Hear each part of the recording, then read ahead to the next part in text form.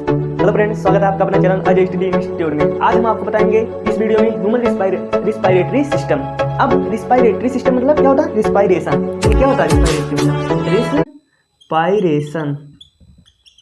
आप सोचो कि ये रिस्पायरेशन क्या होता है।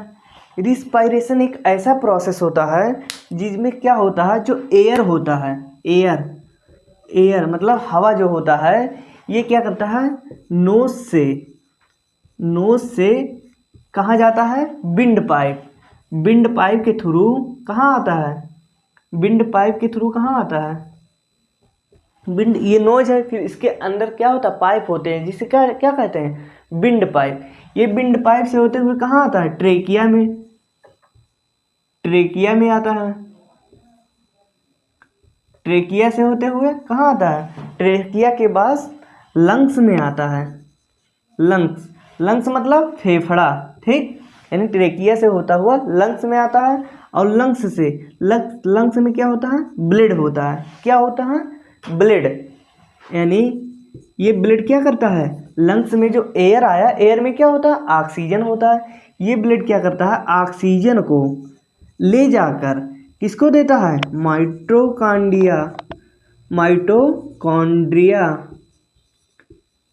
माइटोकॉन्ड्रिया को देता है। इस माइटोकॉन्ड्रिया में क्या होता है? एक क्रेब्स साइकिल चलती है। क्या चलता है? क्रेब्स साइकिल चलता है। ये क्रेब्स साइकिल क्या करता है? जो ऑक्सीजन के पर्सन में क्या करता है, जो ग्लूकोज होता है C6H12O6, ये ऑक्सीजन के प्रेजेंस में क्या करता है? कार्बन डाइऑक्साइड प्लस O2 यानी H2O, वाटर और एनर्जी ATP यानी ऊर्जा बनाता है। ATP मतलब 38 ATP बनाता है, ठीक। तो समझ में रिस्पायरेशन क्या होता है? इसमें जो एयर होता है नोज के थ्रू यानी विंड पाइप के थ्रू होते हुए ट्रेकिया द्वारा लंग्स में पहुंचता है, और लंग्स में क्या होते हैं? ब्लड होते हैं। ये ऑक्सीजन खिलाकर माइटोकॉन्ड्रिया को देते हैं। माइटोकॉन्ड्रिया में एक क्रेब्स साइकिल चलता है, जिसमें क्या होता है? ग्लूकोज ऑक्सीजन के प्रेजेंस में टूटता है, और क्या बनता है? कार्बन डाइऑक्साइड, जल और ATP का निर्माण होता है, ठीक। अब ये तो रिस्पायरेशन समझ में आ गया। अब देखेंगे टाइप्स ऑफ रिस्पायरेशन, यानी रिस्पायरेशन कितने तरह के होते हैं।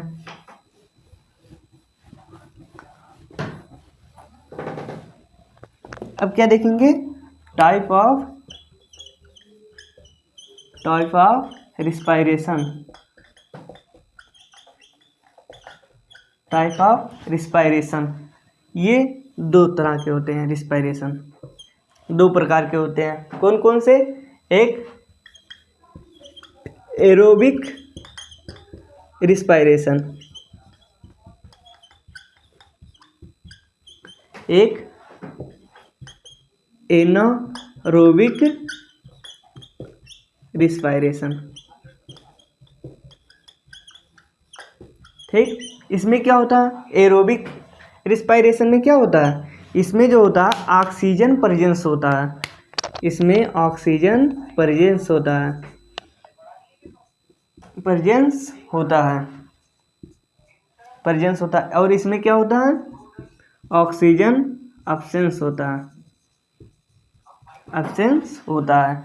इसमें क्या होता है? एरोबिक रिस्पायरेशन में इसमें यही प्रोसेस होता है, जैसे कि जो ग्लूकोज होता है, ये ऑक्सीजन के प्रेजेंट में क्या करता है? टूटता है। क्या बनता है? कार्बन डाइऑक्साइड, H2O और ATP बनाता है, ठीक। ये किसमें प्रोसेस होता है? ये प्रक्रिया, ये प्रोसेस क्या होता है? ह्यूमन बीइंग में होता है।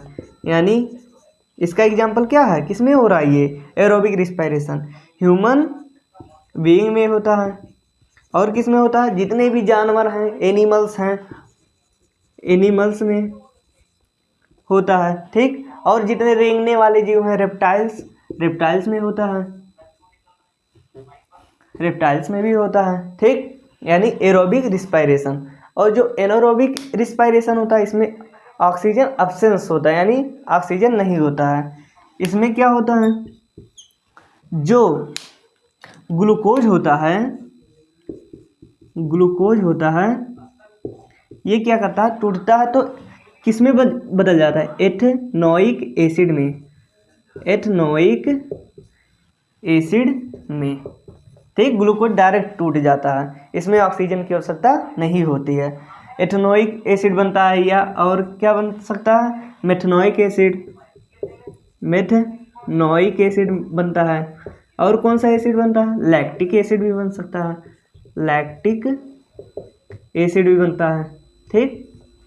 ये प्रोसेस किस में होता है, इसका एग्जाम्पल क्या है, इसका एग्जाम्पल है कि जितने यूनिसेलुलर ऑर्गेनिज्म होते हैं उसमें ये प्रोसेस होता है, यानी यूनिसेलुलर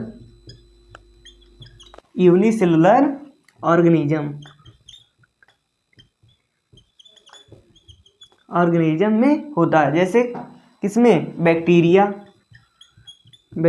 में, फंगाई में यानी कवक में, ठीक। और वायरस में, इस सब में क्या होता है, एनारोबिक रिस्पायरेशन होता है, ठीक। यानी टाइप ऑफ रिस्पायरेशन आप लोग भी समझ गए होंगे। अब देखेंगे कि यानी हमारे शरीर में, जो हमारे लंग्स में जो एयर होता है कैसे इंटर करता है, किस किस रास्ते के थ्रू होकर गुजरता है एयर, तो ये देखेंगे।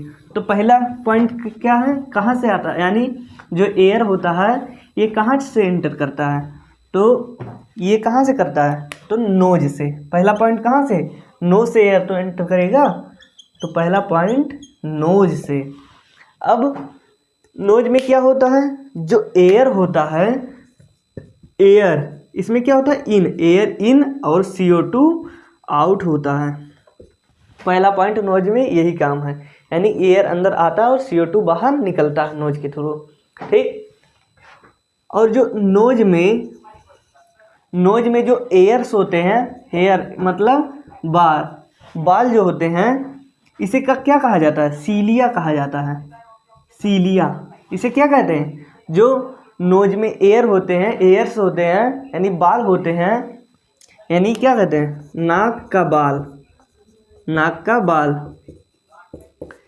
को क्या कहते हैं, सीलिया कहते हैं। इसका काम क्या होता है, यानी जो एयर आता है, हवा आता है, उसको फिल्टर करने का काम क्या करता है, यानी जो बाल होता है वो क्या करता है, फिल्टर करने का काम करता है, यानी फिल्टर करता है कौन, यानी नोज के अंदर जो बाल होते हैं फिल्टर करता है, ठीक। और देखे होंगे कि जो नोज होता है इसके अंदर कुछ वाटर नुमा पाया जाता है, तो इसे क्या कहा जाता है, नोज में जो वाटर होता है इसे कहा जाता है म्यूकस। क्या कहते हैं, म्यूकस कहते हैं। इतना पॉइंट नोज का कंप्लीट। अब नोज के बाद कहाँ इंटर करता है एयर, तो अगला इंटर करता है फेरिंग्स में, यानी फेरिंग्स में इंटर करता है कौन, एयर मतलब हवा। अब फेरिंग्स क्या होता है, तो जहाँ पर ये मान लो नोज का पाइप है और ये क्या है, माउथ, ठीक। जहाँ पर नोज और माउथ आपस में मिलते हैं उस एरिया को क्या कहते हैं, उस एरिया को कहते हैं फेरिंग्स। इसे कहते हैं क्या, फेरिंग्स। इसी को क्या कहते हैं, फेरिंग्स। तो समझ में आ गया फेरिंग्स। यहाँ से होते हुए अब कहाँ जाएगा, तीसरा पॉइंट, यानी आता है एपिग्लोटिस।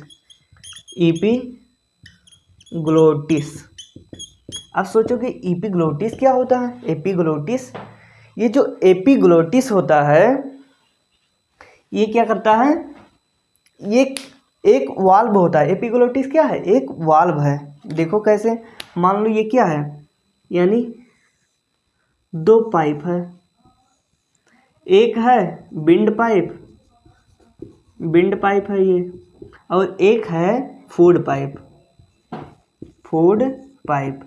अब फूड पाइप में क्या होता है, भोजन जाता है, और विंड पाइप में एयर यानी हवा आता जाता है, ठीक। अब इस पे क्या होता है कि एक वाल्व होता है, वाल्व, इसी को कहा जाता है एपिग्लोटिस। इसी को क्या कहा जाता है, एपिग्लोटिस।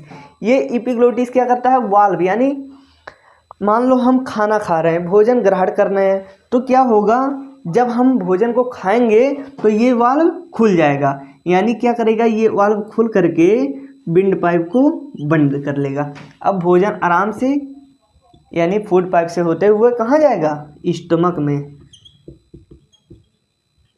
स्टमक में जाएगा। और विंड पाइप से होते हुए हवा कहाँ जाता है, कहाँ जाता है, लंग्स में जाता है, लंग्स में चला गया।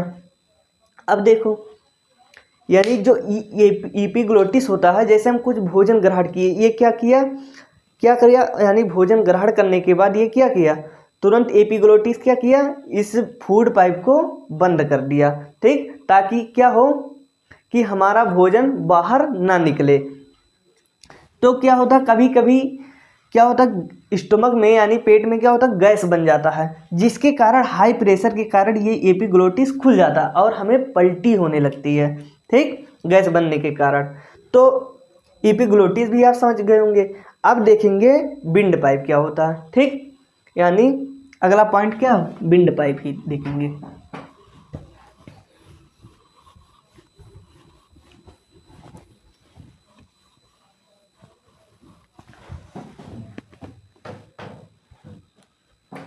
अब अगला यानी अगला पॉइंट है विंड पाइप।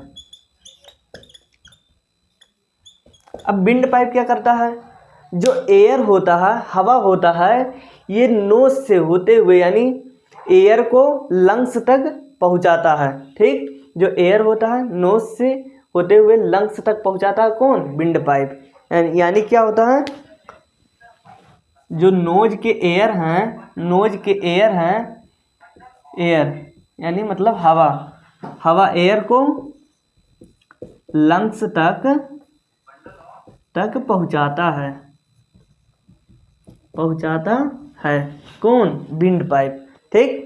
अब विंड पाइप में क्या होता है, मान लो ये क्या है, विंड पाइप, ठीक, इसमें क्या होता है, ये क्या होता है, ये लैरिंग्स होता है, लैरिंग्स, लैरिंग्स। अब ये जो लैरिंग्स होता है इसी को कहा जाता है वॉइस बॉक्स, वॉइस बॉक्स कहते हैं, ठीक। अब जो विंड पाइप के एक कार्टिलेज की बनी हुई एक स्ट्रक्चर होती है, इसे कहा जाता है एडम एप्पल, एडम एप्पल कहते हैं। ये क्या होता है, कार्टिलेज का बना होता है, कार्टिलेज का बना होता है, ठीक, एडम एप्पल। एडम एप्पल मतलब जो ये कंठनुमा निकला हुआ है, इसी को क्या कहते हैं, एडम एप्पल। ये किसका बना होता है, कार्टिलेज का। ये ओनली मेल में होता है, ओनली किस में पाया जाता है, मेल में पाया जाता है, ठीक, एडम एप्पल, ठीक। और ये क्या होता है, विंड पाइप होता है, ये कहाँ तक पहुँचाता है, एयर को लंग्स तक पहुँचाता है। जो एयर होता है, एयर मतलब हवा होता है, ये लंग्स तक पहुँचाने का काम करता है, कौन, विंड पाइप, ठीक।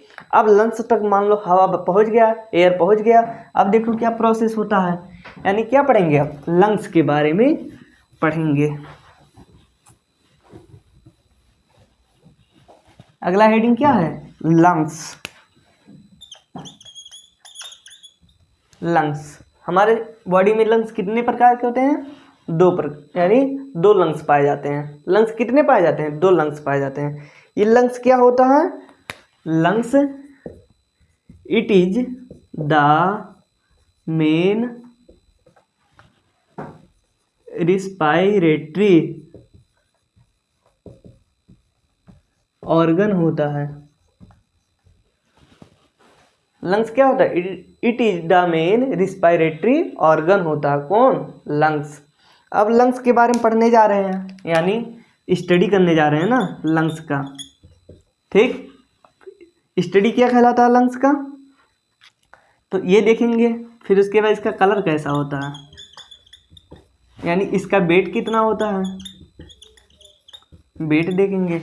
तो स्टडी करने जा रहे हैं ना लंग्स का, तो क्या कहलाएगा, पल्मोनोलॉजी, पल्मोनोलॉजी, ठीक। इसका कलर किस कलर का होता है, पिंक कलर का होता है, ठीक। किसके कारण, मायोग्लोबिन के कारण। इसका वेट कितना होता है लंग्स का, 1.3 kg यानी 1300 ग्राम होता है, ठीक। अब लंग्स देखते हैं। लंग्स मान लो ये क्या है, ये मान लो ट्रेकिया है, ठीक। ये क्या है, ट्रेकिया।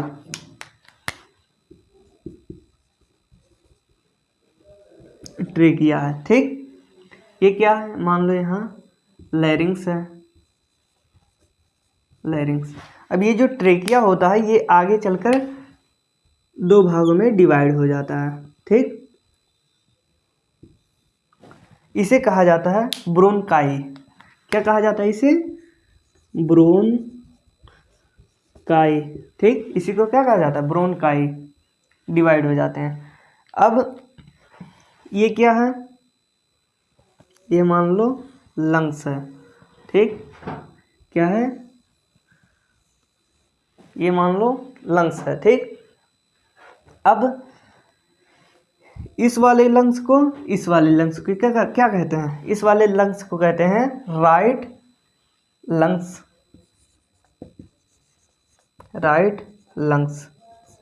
और इसे क्या कहते हैं, लेफ्ट लंग्स, लेफ्ट लंग्स। अब जो ये ब्रोंकाई है ये आगे चलकर और ब्रांच में क्या हो जाते हैं, डिवाइड हो जाते हैं, ठीक। मान लो ये ढेर सारे ब्रांच में क्या किए, ब्रोंकाई डिवाइड हो गए, ठीक। अब इसे क्या कहा जाएगा, इसे कहा जाता है ब्रोंकाइलेस। क्या कहा जाता है, ब्रोंकाइलेस, ठीक। इसी को अब इसमें क्या होता है, ये अंगूर जैसे यानी ग्रेप्स जैसे ढेर सारी संरचनाएं होती हैं, ठीक। ढेर सारी क्या होती हैं, संरचनाएं होती हैं लंग्स के अंदर, ठीक। इसमें भी ढेर सारी क्या है, संरचनाएं हैं, ठीक। इसका नाम क्या होता है, एल्वियोलाई, एल्वियोलाई, एल्वियोलाई। क्या कहते हैं, एल्वियोलाई। अब इसमें क्या होता है, लंग्स में देखो एयर क्या किया, लंग्स के अंदर आया। अब इसी में गैसों का एक्सचेंज होता है। गैसों का एक्सचेंज कहाँ होता है, तो एल्वियोलाई में होता है। इस लंग्स के ऊपर एक मेम्ब्रेन पाई जाती है, याद रखना। इस लंग्स पे क्या पाया जाता है, एक मेम्ब्रेन पाई जाती है, जिससे क्या कहा जाता है, प्लूरा। इस मेम्ब्रेन को कहते हैं प्लूरा, प्लूरा, ठीक। इस मेम्ब्रेन को अब क्या होता है, एल्वियोलाई में क्या होता है, गैसों का एक्सचेंज होता है। अब एल्वियोलाई में मान लो ये बन गया एल्वियोलाई, मान लो किसकी संरचना है, ये मान लो एल्वियोलाई है, ठीक।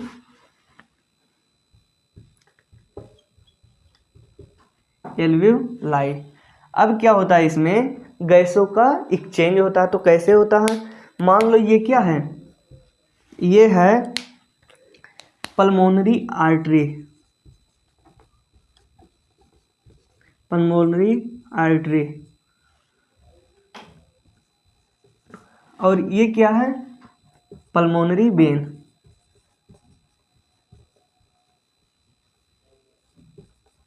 और आप लोग जानते होंगे कि पल्मोनरी आर्टरी में क्या होता है, कि किस प्रकार की ब्लड होती है, डीऑक्सीजनेटेड ब्लड होती है।